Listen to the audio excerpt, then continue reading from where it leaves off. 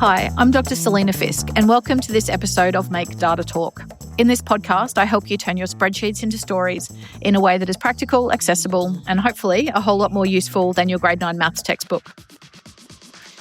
Today, I want to talk about why your data dashboard is not your data story.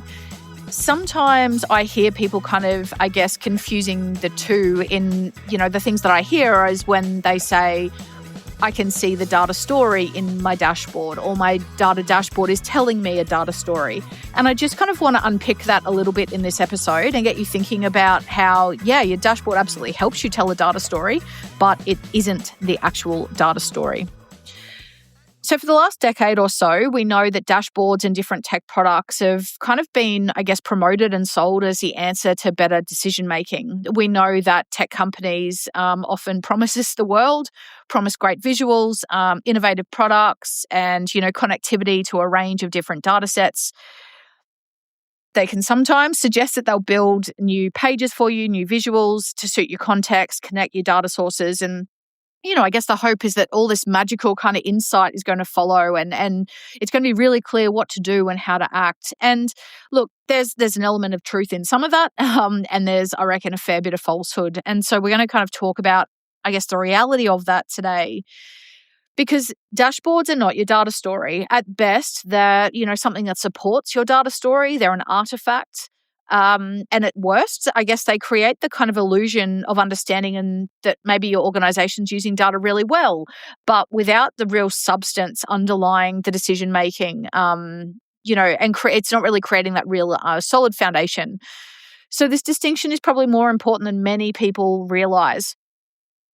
Yes, a dashboard shows us what is happening. It combines a range of different metrics. It's helpful. It shows lots of different visualizations. Sometimes we can rearrange them. We can have some input into what that looks like. And it essentially creates a board. It's like a dashboard, right? It's kind of like what's happening in our car.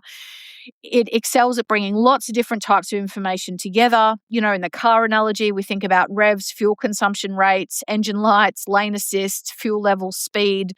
And if you're in a car with more tech, like maybe it's a fancier dashboard, it could show you things like Google Maps, your Spotify, local hazards and radars, things like restaurants, petrol stations, coffee shops, all of that around you, depending on the level of tech that you have access to. The car dashboard shows you the metrics to reflect on, and you can use them obviously as you need, but they don't interpret your context. They don't tell you what's the most important metric or visualization for you right now, and they don't necessarily tell you what to do, except for obviously there is a case where your fuel light might be shouting at you, or your speedometer might be telling you that you need to slow down. But generally, we're making the choice to act on the information on that dashboard as the humans.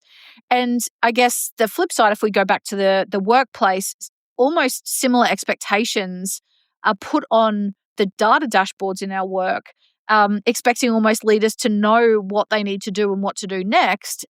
Whereas that's actually not the reality. That's not what a data dashboard was designed for, just like the dashboard in our car. So the reality is like in our car, not all of the information on a dashboard is always useful every time, depending on the question you're trying to answer. So, when do I need fuel? Is my car overheating? Am I going too fast? Depending on the question that we have in our car, we rely on different data at different times. Depending on the context we're in, our interpretation of that data changes too. So, for example, if you're 50 kilometers away from the closest petrol station, but you know that you've only got about 6 kilometers worth of fuel left, you know that you're in a lot of trouble and you're going to have to think about how you're going to make it to that petrol station. Equally, if you're driving at 63 kilometers an hour, but you're in a 100 zone, your response is very different to you if you were in a 60 kilometer an hour zone. So the context and your understanding of the metrics within the context absolutely are going to influence what you do with the information and which bits you pay attention to. In the workplace, when dashboards are treated like they're the story completely and in and of itself, responsibility for the meaning of that story, really shifts to the viewer. And the issue with that is that it's really open to interpretation. Leaders are often left to infer the significance, prioritize the signals, translate numbers into action by themselves. And that's often without, collaborative insight. It's without dialogue. It's without shared assumptions or language. And you've heard me talk before about the importance of having different brains and different perspectives involved in these conversations, because we know that we all see different things from the data. We might walk away with different conclusions, all technically kind of supported by the same data or by the same dashboard, but we're not necessarily pulling the same thing from it. And, as I'm kind of thinking about this, I think about when I was learning to drive and I had one of my parents in the passenger seat, and I can see the speed that I'm driving because I'm looking at it front and square on.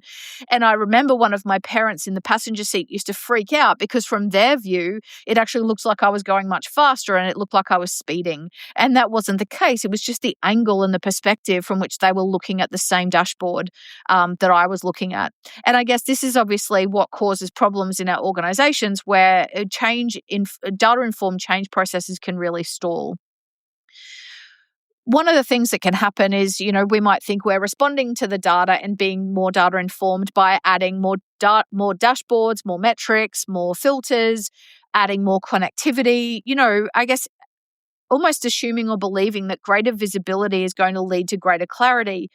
But in practice, often the opposite happens.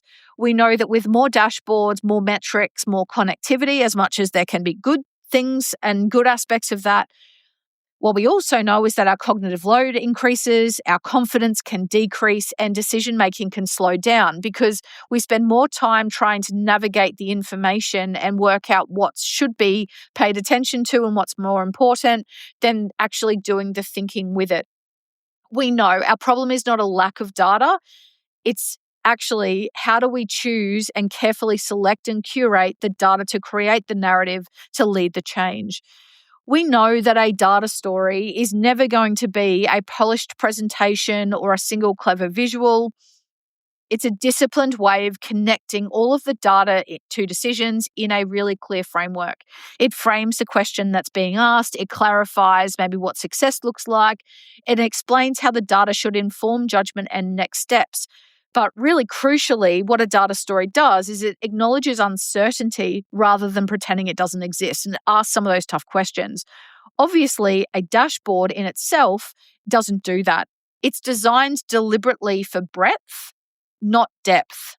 So that's what we do in a data story as opposed to a data dashboard. We go deep in a data story rather than that superficial kind of sweep of it could be any one of these things that we want to pay attention to and kind of choosing one out or cherry picking them. We want to go really deep. And yes, that makes them obviously valuable reference points. They're really handy, but they're not great vehicles for decision making on their own. So I guess for me, organizations that are doing this really well, they understand that difference or the disconnect between the data story and the dashboard. They don't ask leaders to read the dashboard and decide what to do. Instead, they pair dashboards with interpretation through commentary, through narrative, through structured conversations, and through explicit decision prompts. Data's treated like a thinking tool, not like the verdict. It's not the final point. It's the springboard into what happens next. I guess the problems I see is that when dashboards are positioned as the story, people who lack technical confidence also have the potential to disengage at this point because they think, okay, well, all that matters is the numbers and the visuals on that dashboard, but I can't engage with that. On the flip side, if we can build really great data stories that do go deep and explain the context and the narrative, we're building that story around purpose and context with a deliberate selection of relevant data. We know that in those conversations, our participation widens, conversations improve, and decisions can become more deliberate with a much better representation of our broader team rather than just one person. So for me, the future of data-informed leadership and culture, we know is not going to be won by having better dashboards and better visualizations. It's going to be shaped by people and teams and organizations that invest in the clarity around the narrative, the framework that we provide around decision-making, and the human sense making that we enable people to do. So I guess as a bit of a summary, we know dashboards are super helpful. They're super useful. They're absolutely necessary, but they are not your data story. You need to separate the two. We need to be prioritizing and promoting the idea of data-informed decision-making that comes from that sense-making and deep dive into aspects of the data rather than that broad sweep that a dashboard offers us. Thanks so much for joining us this week on Make Data Talk. As I mentioned in the last couple of episodes, you can now find this as a newsletter, not only on LinkedIn, but also on Substack. So if that format is better for you to share with others, you are certainly welcome to go and check it out there. Have a great week, great month, and look after yourself.